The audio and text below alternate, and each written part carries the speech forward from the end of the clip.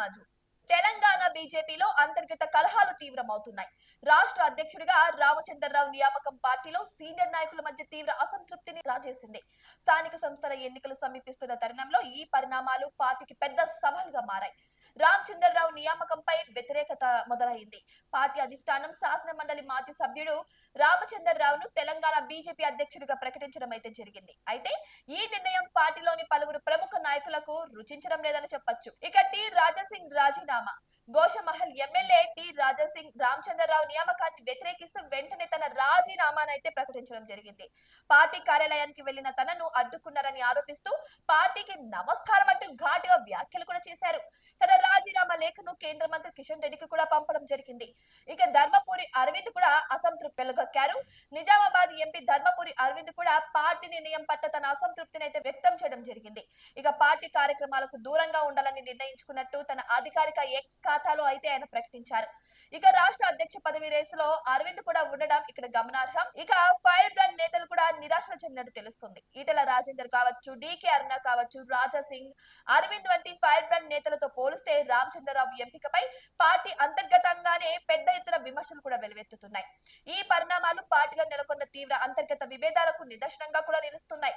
ఇక స్థానిక సంస్థల ఎన్నికలపై ప్రభావం. ప్రస్తుతం రాష్ట్రంలో స్థానిక సంస్థల ఎన్నికలు సమీపిస్తున్న నేపథ్యంలో పార్టీలో అంతర్గత కలహాలు, దుష్ప్రచారం వంటివి చేసే అవకాశాలు కూడా ఉన్నాయి. ఇక కొత్త రాష్ట్ర అధ్యక్షుడిగా రామచంద్రరావు ఈ అసంతృప్తి నేతలతో ఏ విధంగా ఏకాభిప్రాయానికి వస్తారు, పార్టీని ఎలా సమన్వయం చేస్తారనేది ఇప్పుడు అత్యంత కీలకంగా మారింది. ఈ సంక్షోభాన్ని ఆయన ఎలా ఎదుర్కొంటారనే దానిపైన కూడా పార్టీ భవిష్యత్ అయితే ఆధారపడింది. ఇప్పుడు చూస్తే ఆల్రెడీ రాజసింగ్ అయితే రాజీనామా చేయడం జరిగింది. ఇక మిగిలిన నేతలు కూడా అదే బాటలో నడుస్తారన్న క్వశ్చన్ కూడా రైజ్ అవుతుంది. మరి అరవింద్ కూడా రాజీనామాను ప్రకటించాలని కూడా అంటున్నారు.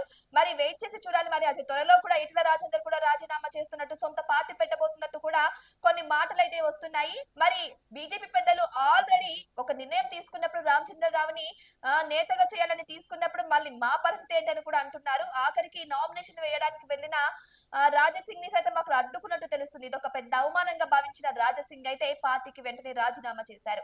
ఇప్పుడు అదే బాటలో మిగిలిన నేతలు కూడా వెళ్తున్నారా అంటే అవునని సమాధానాలు అయితే ఎక్కువగా వినిపిస్తున్నాయి. ఎందుకంటే అసంతృప్తితో ఇక మీదట వాళ్ళు ముందుకెళ్లలేరు అన్న భావన కూడా కల్పిస్తుంది.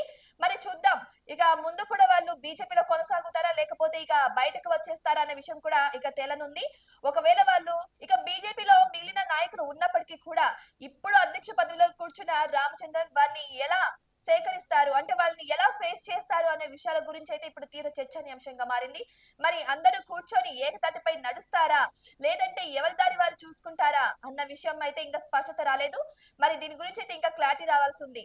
మరి ఈ వీడియో గురించి మీకేమనిపిస్తుందో కామెంట్ బాక్స్ లో కామెంట్ చేయండి. ఇటువంటి మరిన్ని అప్డేట్స్ కోసం మా ఛానల్ ని సబ్స్క్రైబ్ చేసుకోండి.